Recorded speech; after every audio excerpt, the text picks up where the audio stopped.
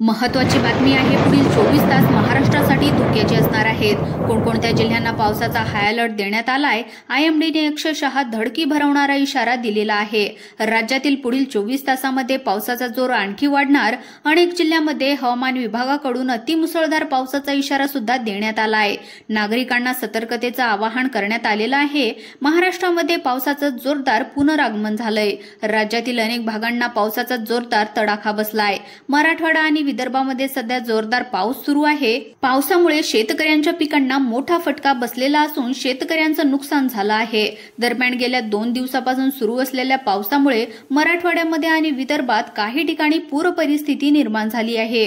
अनेक गावांचा संपर्क तुटलाय। पावसाचं संकट अजूनही टळलेलं नाही। 19 सप्टेंबरला देखील भारतीय हवामान विभागाकडून महाराष्ट्रामध्ये अतिमुसळधार पावसाचा इशारा सुद्धा देण्यात आलाय।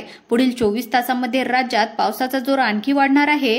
हवामान विभागाने दिलेल्या माहितीनुसार बंगालच्या उपसागरामध्ये कमी दाबाचा पट्टा निर्माण झालाय। त्यामुळे कोकणातील जवळपास सर्वच जिल्ह्यांमध्ये पुढील 4 दिवस मुसळधार पावसाची शक्यता आहे। कोकणातील काही भागामध्ये कमी वेळात अधिक पाऊस होऊ शकतो असा देखील अंदाज हवामान विभागाने वर्तवलाय। त्यामुळे या पार्श्वभूमीवर नागरिकांना हवामान विभागाकडून सतर्कतेचा इशारा सुद्धा देण्यात आलाय। दरम्यान आज गुरुवार म्हणजे 16 सप्टेंबर रोजी राज्यामध्ये पावसाचा जोर आणखी वाढण्याची शक्यता आहे। रायगड, पुणे, छत्रपती संभाजीनगर, जळगाव, चंद्रपूर, गडचिरोली, सातारा आणि रत्नागिरी या जिल्ह्यांना पावसाचा हाय अलर्ट देण्यात आलाय। मराठवाड्यातील अनेक जिल्ह्यांमध्ये मेघगर्जनेसह मुसळधार पावसाची शक्यता वर्तवण्यात आली आहे। तर मुंबई, ठाणे आणि पालघरमध्ये पावसाचा जोर कमी होण्याचा अंदाज आहे।